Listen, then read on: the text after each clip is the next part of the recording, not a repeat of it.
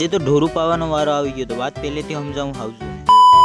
જે આપણા વ્લોગની શરૂઆત કંઈક આવી રીતે થાય છે. ફટાફટ ગામમાં પૂગવું પડ્યું કેમ કે આપણે થોડું કામ આવી ગયું હતું. ગામમાં પૂગીને જોયું તો દાદી ખાટલે આરામ કરતા હતા. બપોરનો થોડોક નાસ્તો કરી લીધો. ચાલુ કરી કિક મારીને ઘોડી ચડીને પૂગી ગયા આપણે સીધા ભાઈ. પૂગ્યા હતા બહુ મોટા અખતરા વાળું કામ આવ્યું. ફટાફટ ભેહુને પાણી પાઈ દીધું તો રડવું આવ્યું.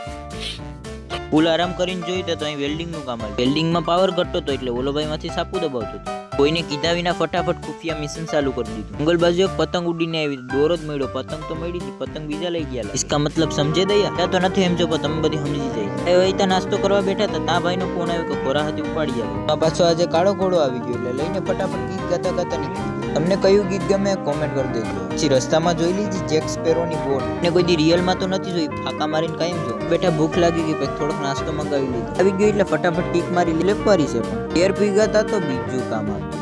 આમ એવું હતું કે બધીને મજા જતો આવે ભેરો આનંદ આવે. ગાડીમાં થોડુંક પેટ્રોલ નાખ્યું ને પૂગી ગયા આપણે સીધા ખાવા. થોડા વાળ સેટ કરી લીધા ને પછી આપણે આવી ગયા સીધા આપણા થાલે ખાવા બનાવતો હતો. મારા ભેરા ખાવા બેઠા બધી હરમાતા હતા. પીન બહાર નીકળ્યા હતા તો આપણી ગાડી ઉપર ચડી ક્યાંય જવા તો દઉં નહીં. બસ નીકળ્યા તો અહીં હલવાયા પૂગી ગયા સીધા ઘેર ને પછી બ્લોગિંગ કરી નાખ્યો તો એન્ડ